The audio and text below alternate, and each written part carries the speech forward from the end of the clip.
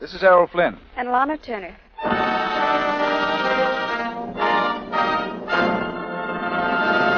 The Gulf Screen Guild Theater.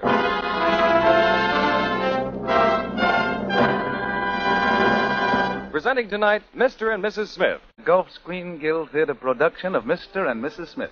It stars Lana Turner as Mrs. Smith and Errol Flynn as, guess who? Mr. Smith. One slightly used thespian, known to the carriage trade as Roger Pryor, will portray the role of Jefferson Custer III, which is just about two too many. Oscar Bradley's music will embellish the drama, and here's a bit of it right now to start off our story.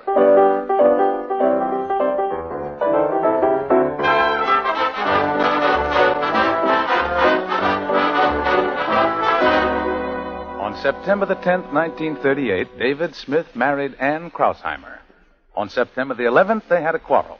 But on the morning of September the 12th, they made up. David said it was his fault. Ann said it was her fault. On September the 13th, they had a quarrel. But on the morning of September 14th, they made up. David said it was his fault. Ann said it was her fault. Yesterday was February the 7th, 1942, and they had a quarrel. We joined them on the morning of February the 8th. It was all my fault, Ann. Oh, no, David, darling, it was my fault. No, you were dead right about my brother. He is a bum. Well, of course he is. Oh, but I shouldn't pick on your relatives. It isn't sporting. Well, I called your Aunt Edith an old tomato, and... But, darling, she is an old tomato. Well, just the same. I didn't have to prove it. I guess I lost my head when you threw the sugar bowl at me. Oh, I shouldn't have done that, David.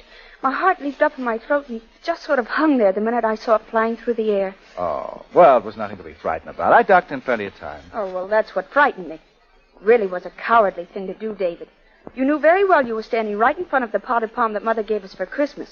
Now, I know you've never liked my mother, but there's No. Let's not bring your mother into this, darling. Oh, this is a free country. My mother has a perfect right to come into this conversation. No, she hasn't. Not into my conversation. Well, it's my conversation, too. Oh, yeah? Well, let me tell you something. Oh, no, I'm going to tell you something.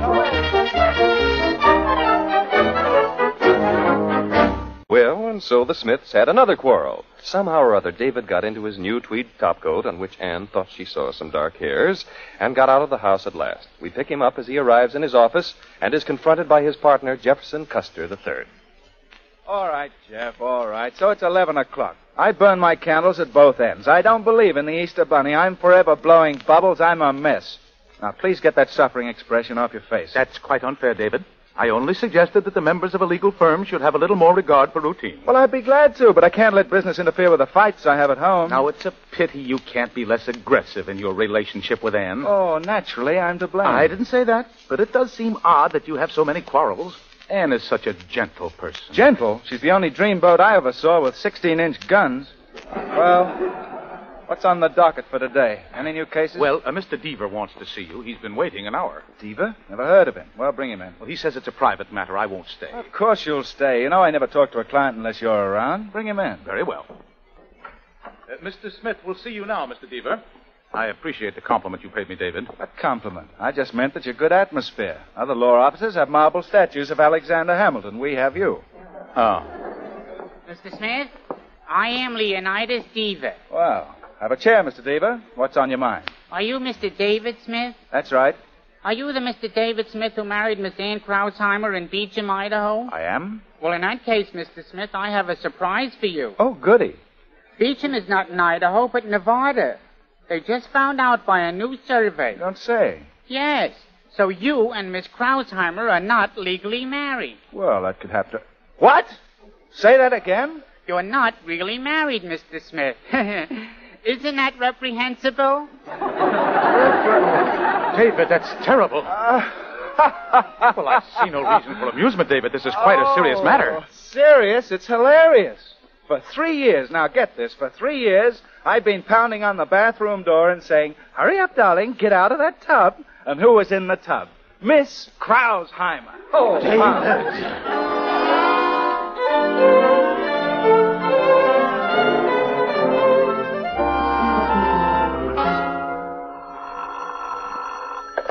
Hello? Hello, Ann. Now, David, if you've just called me up to start another argument... Argument, darling? Why, nothing was further from my mind. Look, I got a great idea. Let's call off that bridge date for tonight and just stay home and be romantic, huh? David, are you feeling all right? Well, sure, I never felt better in my whole life. I just happen to feel romantic, that's all. Now, let's have an intimate little dinner, and you can wear that black lacy. Oh, just a minute, David. Who is it? Your dear mother, darling. Oh, well, sit down and I'll be right there. It was Mother, David. Oh, that old pest. What? I said, give her my best. Darling, you better get rid of her before I come home, don't you? Get rid of her? Well, I mean, we don't want anyone around tonight, darling. Let's have candles on the table. Oh, yes, put on some of that perfume I like. You know, the kind that makes my nostrils twitch. Why, David, what on earth's come over you? Oh, just wait and see. Will you be ready? Well, yes, darling. Goodbye. Goodbye, sweet.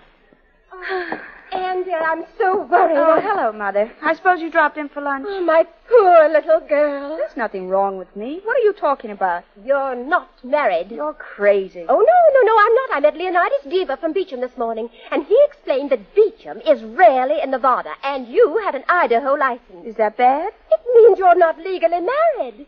Oh, my poor baby. To think that such a disgrace should come to the Krausheimers. Oh, calm down, Mother. All David has to do is marry me again. As soon as I tell him. Oh, but he knows by now. Mr. Deaver was going to see him this morning.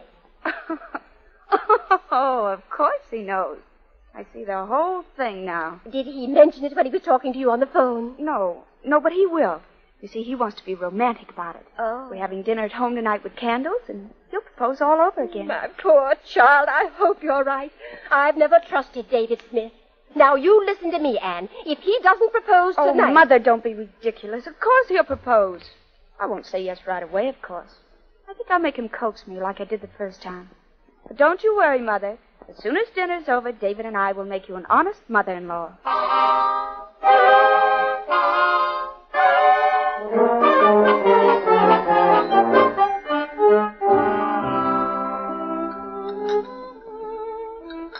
Now, that was my idea of a really swell dinner. Was it, darling? Oh, definitely. You buy the best canned spaghetti I've ever tasted. How about some more champagne, huh? No, thanks. I'm all bubbly now. Anne, there's something I'd like to say to you. Yes, David. Come here, darling. There. Now, what do you want to tell me? Anne. Yes? Gee, you smell good. Oh. David, I was thinking today, how would you like to go to Beecham on our next vacation? Oh, now don't change the subject. Oh, there's something about you tonight that goes right to my nose. Oh. Seductive. That's what that perfume is. Oh, dear. When I first met you in Beecham, you smelled of hay and Castile soap, remember? Did I tell you that Mother was here today? We had quite a chat. Oh, I bet you did. Oh, that reminds me. Yes, David. Anne, there's something I want to ask you. Yes, David. How can a girl with a mother like yours smell so nice? Well, I believe I will take some more champagne. That's the spirit.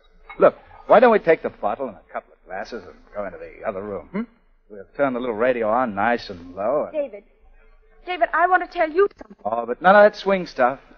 Tonight I'd settle for Wayne King. Come on. David Smith, you'd better listen to me right now. Oh, must be pretty important. It certainly is. I know all about the Idaho wedding license. Oh. Oh, that. Yes, that. Mother heard it from Mr. Deaver. Well, looks like I'm out in a double play, huh? Diva to Mother to you. You knew all the time and you weren't going to tell me. Oh, you're wrong, sweetheart. I was going to tell you, but later. How much later? Well... Oh, I should have known. Oh, it. now take it easy, You were honey. just going to lead me on, and when you got tired of me, you were going to cast me aside like a worn-out orange. Oh, no, you mean glove. No, I didn't mean any harm, honey. Look, we'll go down to the city hall and get married again first thing in the morning. Oh, and where do you think you're going to spend the night? Why, here, of course. Oh, no, you're not, you Wayne King listener. Get out. Oh, but darling... Get out! No, you're just upset, baby. After all, a man's wife I am can't not just... your wife.